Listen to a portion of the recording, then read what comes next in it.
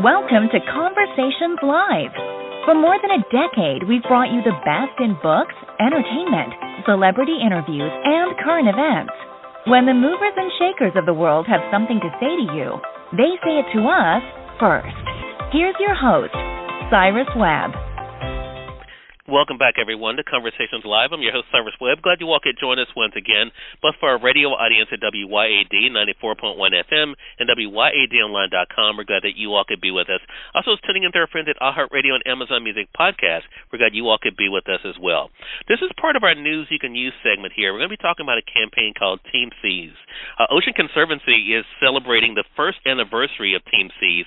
It's a campaign from YouTubers Mr. Beast. I know you guys have heard about him, and Mark Rober, which has successfully raised more than $30 million to remove more than 30 million pounds of trash, both from beaches as well as waterways. We have Nick Mallos joining us today to talk to us about it. Nick is the Vice President of Ocean Plastics at Ocean Conservancy. He's going to talk to us also about where you guys can go for more information. Nick, really appreciate the time today. Thanks for stopping by. Thank you for having me, Cyrus. It's a pleasure. So this is important. As I said, this is teaming up with some individuals that are definitely in the YouTube space people have gotten to know about, but it's great to see them using their platforms to make a difference. What made Ocean Conservancy decide to partner when it comes to Team Seas? Well, I think you just touched on it. Mr. Beast and Mark Rober are two of the world's biggest YouTubers, and they have been using their platforms for good for several years now. So when we got the call from them, from the Team Seas campaign, we were thrilled to participate and hopefully create a new generation of lifelong advocates for ocean and planet. For nearly 40 years, Ocean Conservancy has been organizing the International Coastal Cleanup, which is one of the world's largest volunteer efforts on behalf of the ocean. And during that time, millions of volunteers have removed hundreds of millions of pounds of trash from beaches, coasts, and waterways around the world. So we know firsthand cleanups connect people to the ocean and to this issue. So it really was just a natural partnership in the making. Why do you think then, Nick, and I think for our audience out there, a lot of times we don't even think about the impact that we're having. We hear so much about pollution, but we don't always think about the impact we're having on our oceans, right? But why do you think ocean plastic resonates with so many people?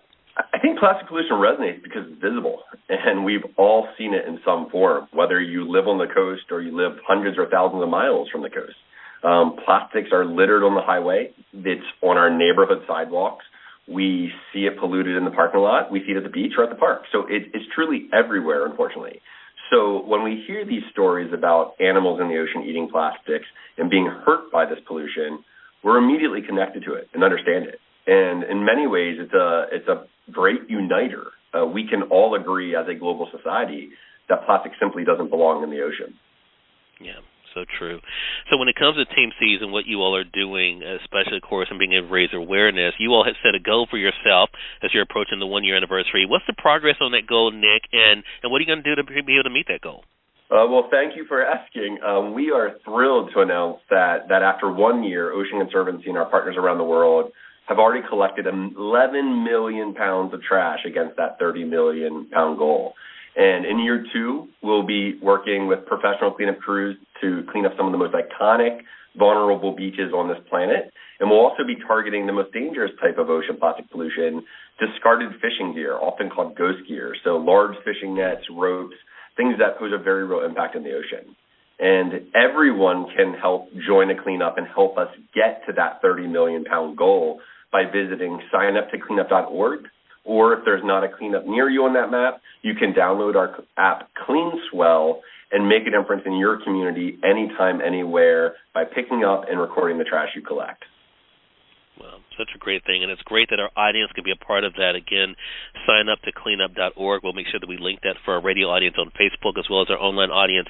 Nick, what great work you all have been able to do, and I really appreciate you stopping by to talk with us about it. Congratulations on what you all have achieved, especially as you're approaching the 1 year anniversary, and looking forward to having you back on the program again. Well, thank you. It's my pleasure, and thanks to everyone who's made this possible. I know they appreciate you all as well, and we thank your audience for tuning in to another great segment of Conversations Live, again, part of our News You Can Use segment here at WYAD. Until next time, I'm your host, Cyrus Webb, saying as always, enjoy your day, enjoy your life, enjoy your world. Thank you all for choosing Conversations Live, so let's go make today amazing. Take care.